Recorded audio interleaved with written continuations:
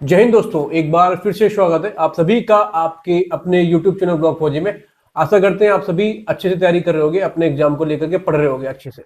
तो आज का ये सेशन जो है वो CPO-SI के लिए है। CPO-SI का जो 8 मार्च को पेपर है, आप लोगों का सेशन इसके लिए है कि कई बच्चे ऐसे हैं जो मैसेज भी कर रहे हैं, कमेंट भी किया है कई बच्चों ने कि उनके नंबर नहीं बढ़ रहे।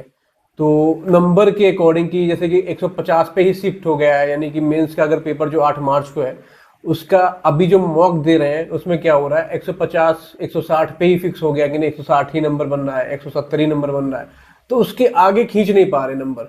कहाँ पे दिक्कतें हो सकती हैं आपके, जैसे कि पहली बात तो आप एक्सप्लेनेशन नहीं पढ़ रहे हो। उसका एक्सप्लेनेशन आप अच्छे से पढ़ाई करो। मॉक टेस्ट मॉक तो दे रहा, फिर उसके बाद में आप उसका एक्सप्लेनेशन जरूर देखो।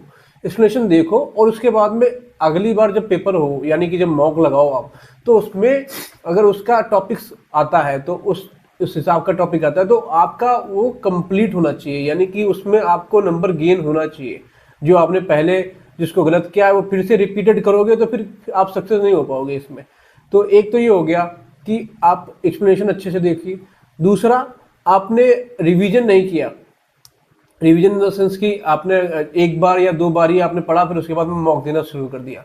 दूसरा कारण ये हो सकता है। तो आप एक बार फिर से चाहो तो रिवीजन कर लो, क्योंकि टाइम है, ऐसा नहीं कि रिवीजन नहीं कर पाओगे आप।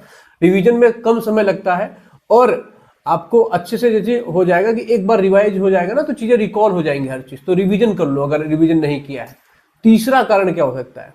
देखो, आपका पहला कारण तो हो गया कि आपने मॉक में आपके नंबर इसलिए नहीं क्योंकि आपने एस्टिमेशन नहीं पढ़ रहे हो। दूसरा हो गया कि आप रिवीजन का थोड़ा सा दिक्कत हो। तीसरा ये हो सकता है कि आप 5 साल का जो क्वेश्चन पेपर होता है ना, उनको भी आप एक बार देख लो, अच्छे से पढ़ाई कर लो, उनको देख लो।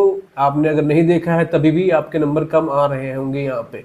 तो ये चीज़ें कंप्लीट होने के बाद में आप फिर मॉक में जाओ। फिर मॉक में आपके फिर नंबर तब आएंगे जब आप उसका एक्सप्लेनेशन देखोगे, उसको अच्छे से पढ़ाई करोगे और ये चीज़ें होंगी। आपकी ग्रामेटिकल एरर नहीं होनी चाहिए।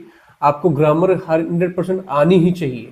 आपके antonyms synonyms, idiom, phrases, one word substitution, है ना, तो ये गलत नहीं होने चाहिए। अगर ये गलत हो रहे हैं तो फिर दिक्कत है आपकी।